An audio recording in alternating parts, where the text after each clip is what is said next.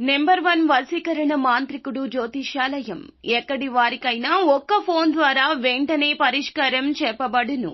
స్త్రీ పురుష వశీకరణం, ప్రేమ, పెళ్లి, సంతానం, వ్యాపారం, కుటుంబ సమస్యలు, భార్యాభర్తల గొడవలు, గృహం, స్థలం సమస్యలు, కళ్యాణ దోషము పరిష్కరించబడును.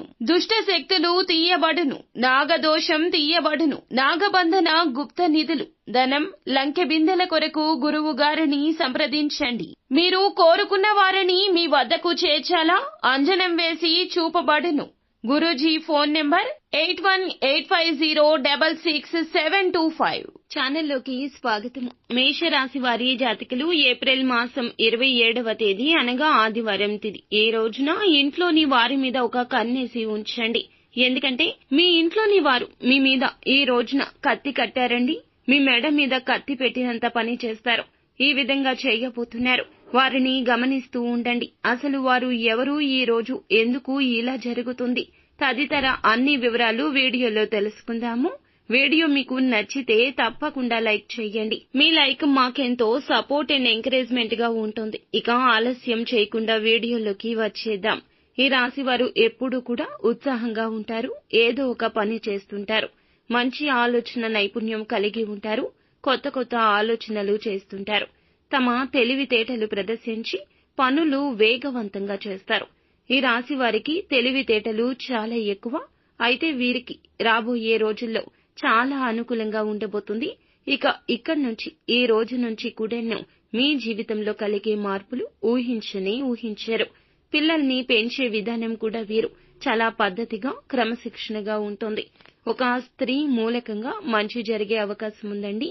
ఆ స్త్రీ ఎవరు అనే వివరాలు ఇప్పుడు తెలుసుకుందాము. అయితే మీకు మంచి అవకాశాలు, పట్టిందల్లా బంగారం అయ్యేటటువంటి అవకాశాలు అయితే కలగబోతున్నాయి. అయినప్పటికీ ఈ రోజున చిన్న సమస్యలు ఎదురవుతూనే ఉంటాయి. ఎవరికీ చెప్పుకోలేక ఇబ్బంది పడవచ్చు.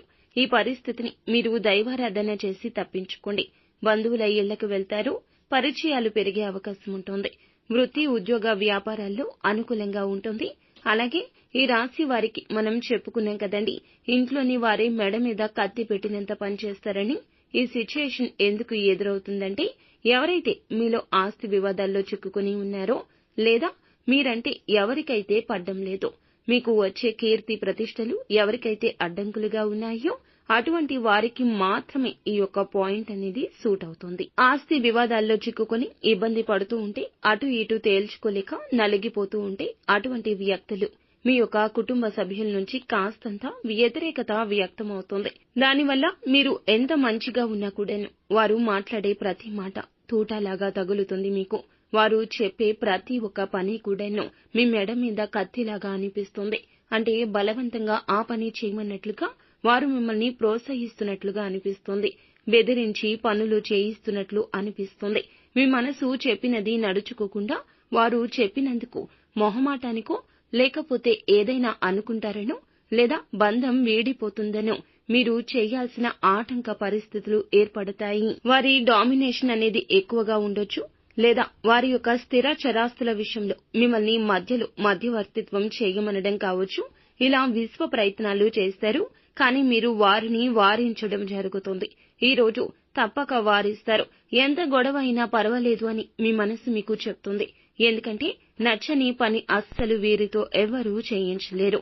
కానీ బంధాలకు ప్రాముఖ్యత ఇచ్చి ఇన్నాళ్లు తల వంచుకుని ఉన్నారు. కానీ కథ ముగింపుకి చేరిపోతుంది. కావున ఈ రోజున కాస్త జాగ్రత్తగా, బంధాల విషయంలో అప్రమత్తంగా ఉంటూనే, మీ కోపావేశాలు తగ్గించుకుంటూనే సమస్యను చాలా వరకు సానుకూలంగా పరిష్కరించుకునే ప్రయత్నం చేయండి. లేదంటే మీ ఇంట్లోని వారు మొత్తం కూడా మీకు రివర్స్ అవడంతో పాటుగా ఆ డాక్యుమెంట్స్ ఏమైతే ఉన్నాయో అవి మీ దగ్గర లాక్కోవడం కావచ్చు. లేదా మిమ్మల్ని ఎమోషనల్ గా బ్లాక్ మెయిల్ చేసి మీ వద్ద నుంచి సంతకాలు పెట్టించుకోవడం కావచ్చు. లేదా ధనాన్ని పొందడం కావచ్చు. ఇలా వారు అనుకున్నది సాధించి తీరుతారు.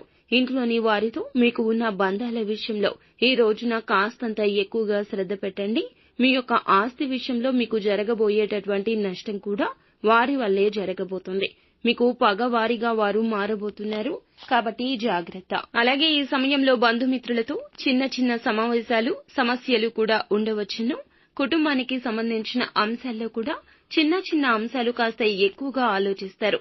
కాబట్టి ఈ సమయంలో ఎక్కువ ఆలోచన చేయడం మానుకోండి.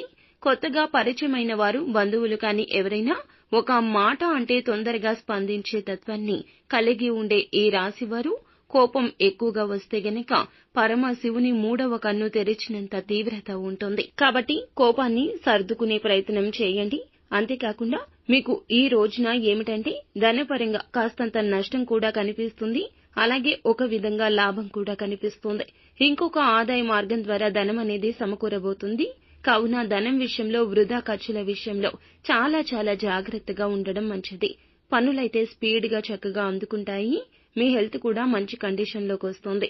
వృత్తి వ్యాపార పరంగా కొంచెంగా ప్రాఫిట్స్ ఎక్కువగానే కనిపిస్తున్నాయి. ఆదాయం కూడా ఇంక్రీజ్ అవ్వచ్చు. అననుకూల ఫలితాలు అనుకూలంగా మార్చుకోవడం కోసం నిత్యం శని భగవానుణ్ణి తప్పక పూజించండి. అంతా మంచే జరుగుతుంది. శుభం భూయాత్.